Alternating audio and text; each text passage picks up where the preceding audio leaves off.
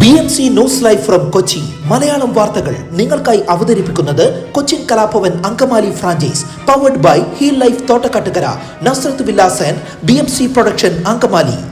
നമസ്കാരം, BMC radio Malayalam വാർത്തകളിലേക്ക് സ്വാഗതം. ഞാൻ ധനുകൃഷ്ണ. അത്താണി ദേശീയപാതയിൽ നെടുമ്പാശ്ശേരി അത്താണിയിലെ സിഗ്നൽ ലൈറ്റുകളുടെ ക്രമീകരണം അപകടങ്ങൾക്കും ഗതാഗത കുരുക്കിനും ഇടയാക്കുന്നതായി ആക്ഷേപം. അങ്കമാലി ഭാഗത്ത് നിന്ന് വരുന്ന ചെങ്ങമനാട് ഭാഗത്തേക്ക് പോകേണ്ട സ്വകാര്യ ബസ്സുകൾ അടക്കമുള്ള വാഹനങ്ങൾ അത്താണിയിൽ എത്തുമ്പോൾ വലതുവശത്തേക്ക് ഒതുക്കി നിർത്തി സിഗ്നൽ തെളിയുമ്പോൾ മാത്രം കടന്നു പോകുന്ന സംവിധാനമാണുള്ളത്. അതേസമയം അങ്കമാലി ഭാഗത്ത് നിന്ന് വരുന്ന മറ്റ് വാഹനങ്ങൾക്ക് അത്താണിയിലെ സിഗ്നലിൽ കാത്തു നിൽക്കാതെ കടന്നു പോകാവുന്ന അവസ്ഥയുമാണുള്ളത്. അടുത്തിടെ തുടങ്ങിയ സംവിധാനം ഈ മേഖലയിലെ സ്ഥിര യാത്രക്കാർക്ക് മാത്രമേ വ്യക്തമായി അറിയൂ. അങ്കമാലി ഭാഗത്ത് നിന്ന് വിമാനത്താവളത്തിലേക്കോ ആലുവ ഭാഗത്തേക്കോ അതിവേഗം വരുന്ന വാഹനങ്ങൾ പലപ്പോഴും അത്താണിയിലെത്തുമ്പോൾ ആശയക്കുഴപ്പത്തിനാകുമെന്നാണ് പ്രധാന ആക്ഷേപം. ചെങ്ങമനാട് ഭാഗത്തേക്ക് തിരിയാൻ വലതു ഭാഗത്തേക്ക് ഒതുക്കുമ്പോൾ അമിത വേഗത്തിൽ പിന്നിൽ വരുന്ന വാഹനങ്ങൾ അപകടത്തിൽപ്പെടുന്നതായും ആക്ഷേപമുണ്ട്. നേരെ പോകേണ്ട വാഹനങ്ങൾ ആശയക്കുഴപ്പത്തിലായി ചെങ്ങമനാട് ഭാഗത്തേക്ക് പോകേണ്ട ക്യൂവിൽ കുടുങ്ങുകയും നേരെ പോകാമെന്ന് ബോധ്യമാകുമ്പോഴേക്കും റോഡിൽ നിറഞ്ഞ വാഹനങ്ങൾക്കിടയിൽ നിന്ന് ഇടതുവശം ചേർന്ന് പോകാൻ സാധിക്കാത്ത അവസ്ഥയുമാണ്. 6 മാസം മുൻപ് ഗതാഗത മന്ത്രി KV ഗണേഷ് കുമാർ നേരിട്ടെത്തി നടത്തിയ ട്രാഫിക് പരിഷ്കാരമായിരുന്നു അത്. തുടക്കത്തിൽ 200 മീറ്ററോളം നീളത്തിൽ ടാർ വീപ്പ് സ്ഥാപിച്ചാണ് അത്താണിയിൽ ട്രാഫിക് പരിഷ്കാരം ഏർപ്പെടുത്തിയതെങ്കിലും ജനം പ്രതിഷേധവുമായി രംഗത്തെത്തിയതോടെ വീപ്പകൾ എടുത്തു മാറ്റുകയായിരുന്നു. മറ്റ് തലതിരിഞ്ഞ പരിഷ്കാരങ്ങൾ ഒരു ഭേദഗതിയും വരുത്തിയിട്ടില്ല.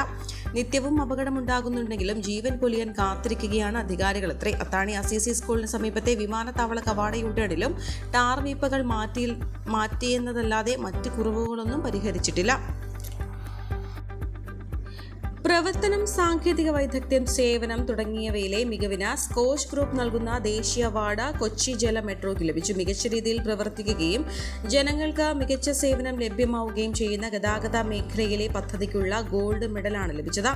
ന്യൂഡൽഹിയിൽ നടന്ന ചടങ്ങിൽ കൊച്ചി മെട്രോ റെയിൽ ലിമിറ്റഡിന് വേണ്ടി director project doctor MP Ramnavas, Skoch group vice chairman doctor Gursharan ദൻജാലിൽ നിന്ന് അവാർഡ് സ്വീകരിച്ചു. Skoch group chairman Sameer Kochhar സന്നിഹിതനായിരുന്നു. രാജ്യാന്തര പുരസ്കാരമായ Gustave Trouve award, ship tech international award, Economic Times energy leadership award തുടങ്ങി നിരവധി പുരസ്കാരങ്ങൾ കൊച്ചി ജല മെട്രോയ്ക്ക് ലഭിച്ചിട്ടുണ്ട്.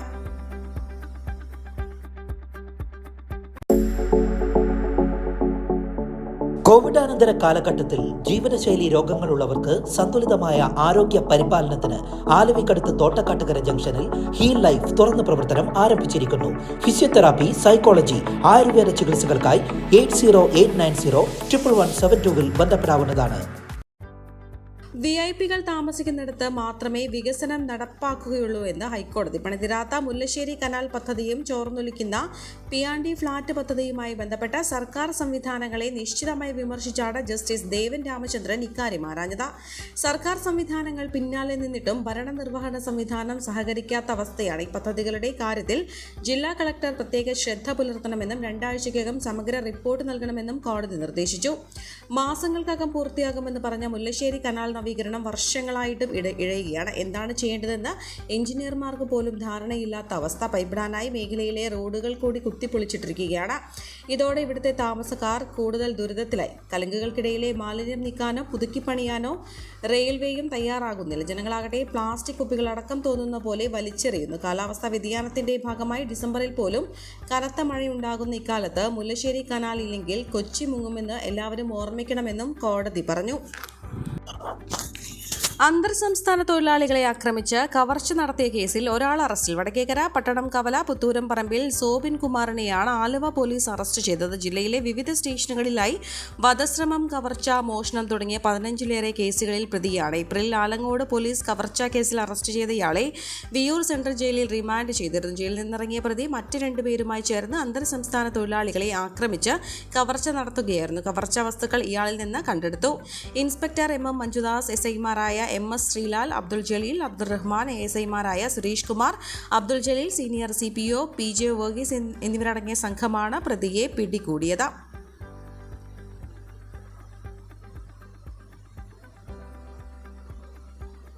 ജില്ലയിൽ 42,000 കടന്ന് city gas connection Kalamassery, Ernakulam, Thrikkakara, Tripunithura, Aluva നിയമസഭാ മണ്ഡലങ്ങളിലും ഏലൂർ, മരട് നഗരസഭകളിലുമായാണ് 42,030 കണക്ഷൻ നൽകിയത്. ഇതിൽ എറണാകുളം മണ്ഡലത്തിൽ മാത്രം 15,868 കണക്ഷൻ നൽകിയിട്ടുണ്ട്.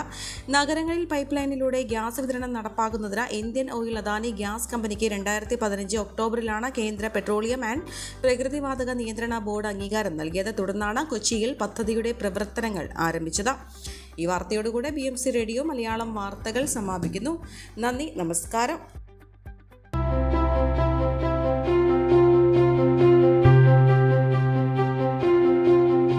അങ്കമാലി പ്രദേശത്തെ കലാവിദ്യാർത്ഥികൾക്ക് സുവർണ അവസരം.